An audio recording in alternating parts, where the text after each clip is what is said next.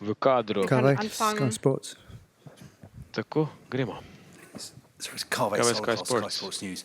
Gareth, after the last game, you said that you felt your team Nach wasn't dem letzten functioning. Spiel haben Sie gesagt, Sie haben das Gefühl, dass die Mannschaft nicht funktioniert und dass Sie Lösungen finden müssen. Are you expecting Haben Sie Zeit gehabt, um das zu tun? Und glauben Sie, dass morgen eine bessere Leistung erbracht wird? We have had time on the training pitch and Wir haben plenty of discussions with the players. Wir haben sehr viele Obviously, whatever I say is fairly irrelevant. We have to go and produce it on the pitch. So we're very clear on where we need to be better.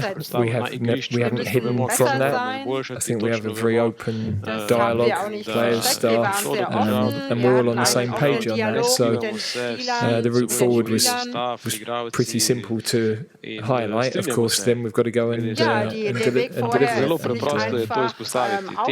I'm expecting that we will do that tomorrow.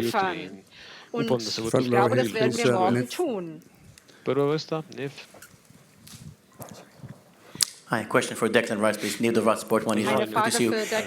During the Premier League season with Arsenal, your first season there, Mikel Arteta, manager, moved you slightly a bit more further forward. We saw the outcome you had with Jorginho, etc. Do you think with England as well, it's something that will help you and the midfield area as well to have the best level? Well, I only actually moved into the 8th position after Christmas. I played my first 6-7 months as a number 6 under Mikel. My first ever discussions with him were for me to go to Arsenal and play as a number 6. That's where he sees me as my best position. But I think as we start to train more, play more, like me in the 8 role as well, it also give us a little bit more balance when Georgie played. So that I can play both. I'm happy to play 8, I'm happy to play 6. You know, for England, the majority, I've always played number 6 and I've loved every single minute of it. But obviously, just the manager's decision, whatever he sees, you know, I'll always go out and give 100% no matter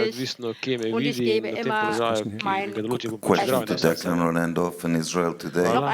Without any disrespect, Slovenia don't have any Premier League players and very few Champions League players. How difficult is it to play good players who you don't know, really? I've watched Slovenia, their first 2 group games, and they've actually been really, really good. A lot of strong players, really fast. Obviously, the main talking point is Sesko, the boy who plays up front. He's been a massive target for clubs around Europe. Tomorrow's going to be really tough. You know, when you play teams like Slovenia, you know what you're going to get. They're going to come at us. They're going to want to win the game. They're going to want to shock the world. And tomorrow's a chance for us as a group to bounce back from the other night. And I think that's the beauty of football, that we always get another chance to go again. And you know, tomorrow night we have that chance to put the last 2 games behind us and move forward in a positive way, which is really good. Carrie is being sport. A question to Gareth and to Declan. Both captain and Declan have come out fighting for their teammates under criticism and to back Gareth. We've watched Scotland after in opening matches fail to get, they said themselves, to their best level. How much is a warning to you all as you go into this next match and then into the knockout stage to leave it all out there on the pitch? And how is the ohne dass sie wirklich alles geben auf dem Spielfeld. Und wie ist die Stimmung? Ja, die Stimmung ist sehr gut. We know that the world we live in, there'll always be external noise, but external noise should affect us. What's important is the internal. We're the only ones that can perform on the pitch. We're the only ones that can work together to get those performances better. And performance is what we're focusing on. The results have basically pretty much put us in the next round already, and it's now about can we win the group. But of course we want to hit a different level to the level that we've hit so far. The lead into this wasn't straightforward into the prep camps, into the first 2 games, so there are some mitigating factors, but we're not hiding from anything and we're not making any excuses at all. That's not the culture we have as a group. So there's been very honest appraisal of what we've done, and very clear on where we need to be better and how we're going to do that for tomorrow, which tactically is a different game anyway. But there are some fundamentals of how we've played over a long period of time that we need to get back to.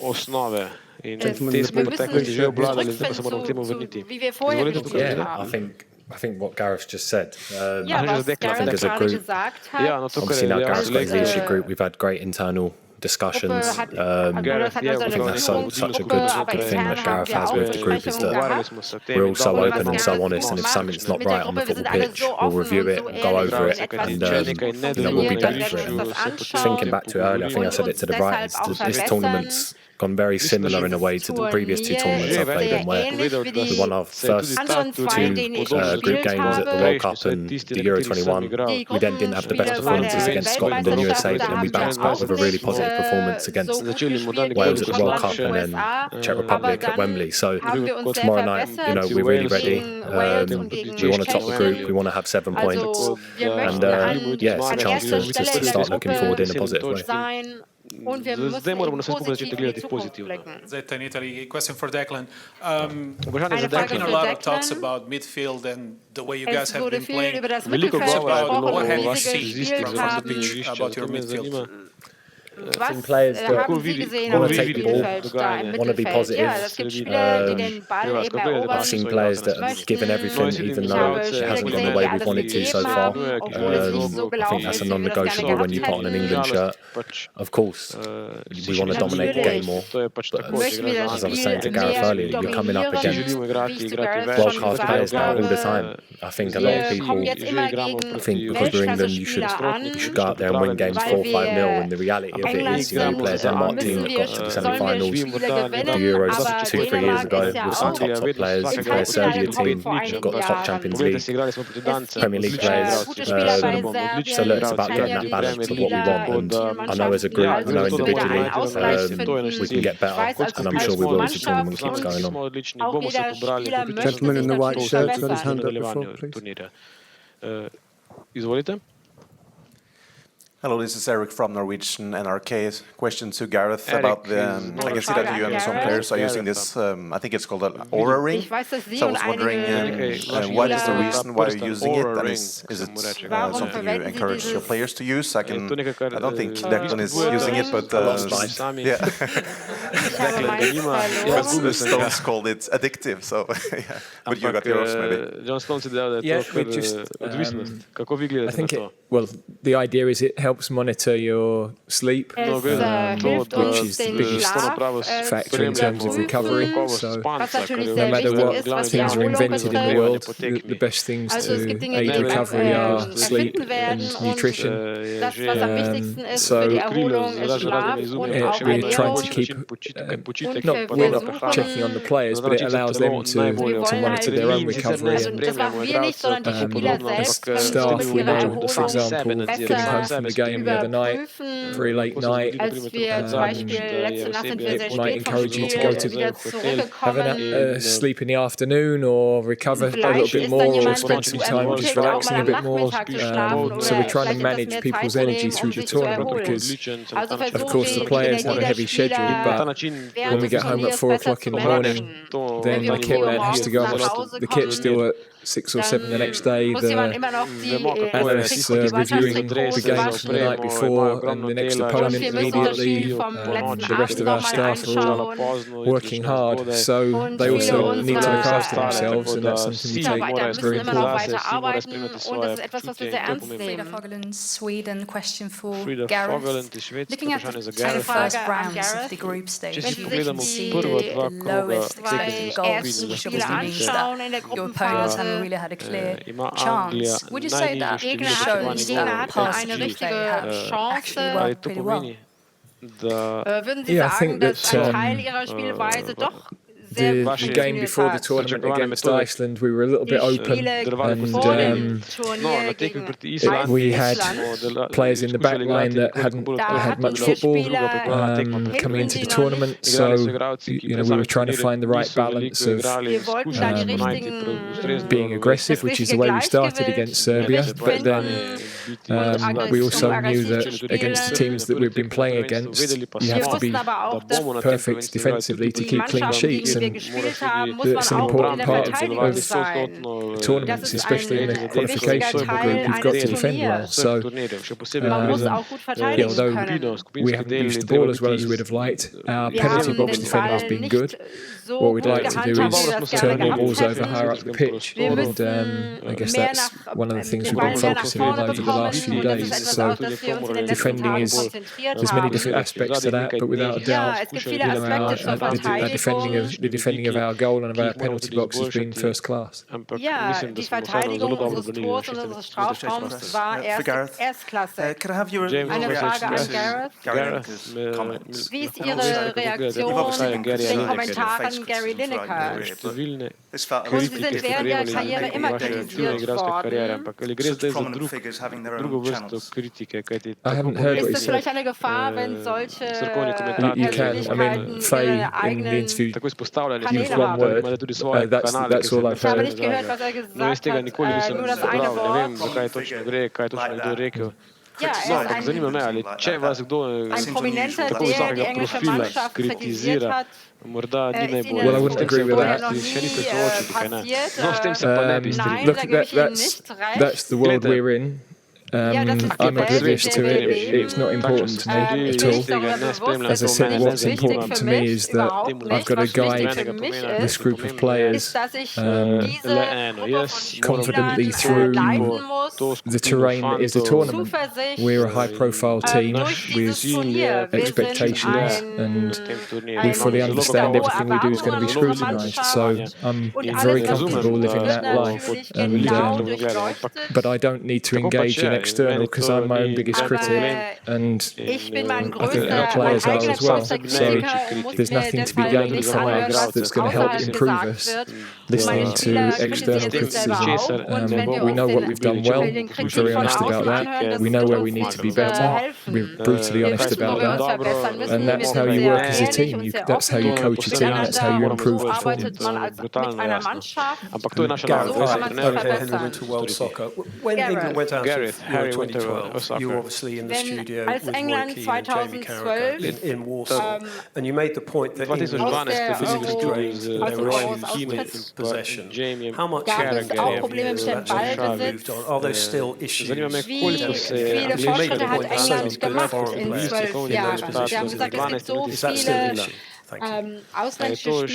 I think we've had different cycles with this team and different moments with this team, so I don't think the performances over the last two matches, other than the first half an hour against Serbia, have reflected the way that we've played over the last couple of years. So we've had a short period here where we're not quite functioning at the level that we want to, and that's been a brilliant challenge to unpick that, to find the best way forward, to be honest about where we sat 3 or 4 days ago, but also be really clear on the path forward from that, and the steps to improve performance. In that debrief and the work that you've done looking back and looking forward, are we likely to see something different either tactically or in terms of personnel, or is it a case of doing what you've already tried better? Well, I'm clearly not going to go into detail on either of those things when the opposition are listening. So in the end, our performance will have to speak for itself. I can stand here and sit here and talk as much as I like, but it's irrelevant until we go on the pitch and perform. So, of course, it's important to answer the questions as thoroughly as I can, but ultimately, I'm going to be judged on the way the team play, and I understand that, and I'm comfortable with that. Die Mannschaft eben spielt. Israel national television. Gareth. Before the tournament, England were tipped as main favorites to win this Euro first for the country. 2 match days in Singapore, Spain and Portugal even are playing.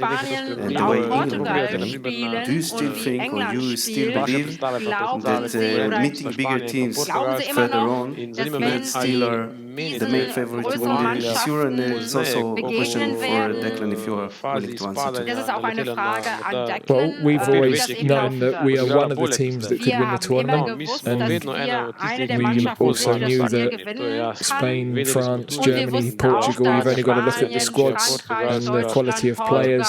You look at Croatia, who have to win tonight to stay in the tournament. That's the level of this competition. It's incredibly high. So we haven't changed our objectives, what's possible.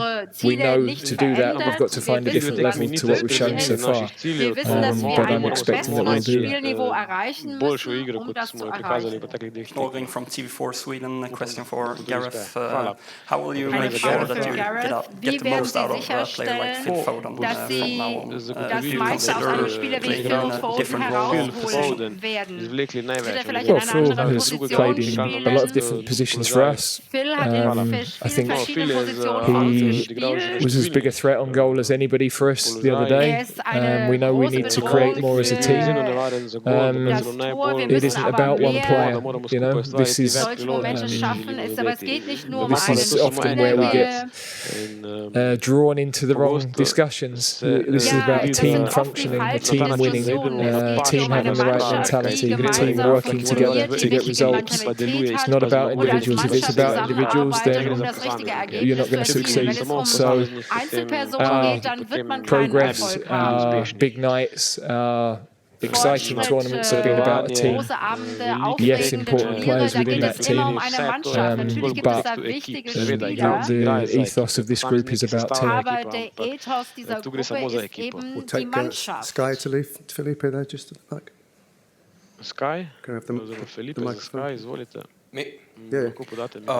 Declan, I've heard recently that you're asking for love from the media, so the team can perform better, which makes sense. I've been to quite a few press conferences from different national teams, and in fact, some journalists in some countries do act like fans rather than journalists, and they support, they give love and conditioning to the players. You perform in quite different media environment where journalists are more like journalists. So I would like to ask you, how would you like to see that balance? Would you like to have full support, or would you like to be criticized? How do you see that? Look, I think the guys in here have probably been fair with what you've been saying, because we're the ones that ultimately go out there and have to perform and play well. First game we done that in spells, second game we didn't do that quite as well, so the expectation of what people are going to say is obviously going to be negative. I did come out and defend, our front players, because naturally as players you read stuff, naturally as young players, stuff can play on your mind. And it's probably better to read a load of stuff that's way more positive than negative. Your players like your Phils, your Bakayos, your Judes. I always think that for me, even as a player, when I was captain at West Ham, even with me now at Arsenal, I like to encourage and tell people that they can be the best player on the pitch. What they do on the pitch and the qualities that they have can change games. And I feel like the more you feel that as a player and within yourself, the more confident you're going to be stepping out on the pitch. And I feel like you'll see that tomorrow night as well as a group. I feel like we're going to be really confident and ready, and hopefully after that we'll turn the page and things will start to look more positive. Obviously, for an injury update, do you have a fully fit squad now? Yeah, Luke's the only one that is not really available. He'll possibly change with the team tomorrow, but he's not quite ready to be involved in the game yet. We'll take one final question from Sky Italy, please. I'm trying to make you laugh on this huge criticism. We've got in Italy 59 million of people, and we say it's 59 million of coaches. How many coaches have you registered in your mind in the UK in the past few days? Very nice. Yeah, look, as I said, I'm The great thing about being in this job for a long time is I've managed to realise how to manage myself in the best way. So a few years ago I would have read things, would have listened to things, and it would have saddened me and it would have taken energy from me. Now I have to cut myself off.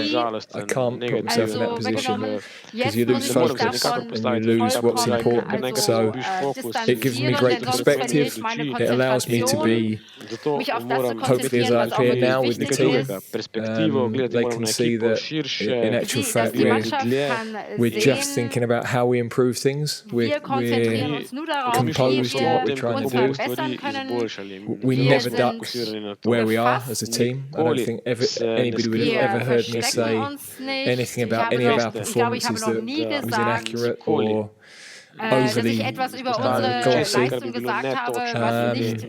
and we're determined to progress. So none of those things will change. And I also know that, despite what our man in the front said, every other national coach is probably experiencing the same thing. I've seen that with Didier, I've seen that with everybody else. That's the modern world. So it's not just the general media, it's all the other media outlets, it's social media. It's a different environment. But if you don't open yourself to it, then it can't affect you. Okay, thanks very much. We'll leave it there. Thank you, Gareth and Declan. Hvala lepa, to bo vse. Hvala Gareth, hvala Declan. Vielen Dank an Declan und Gareth.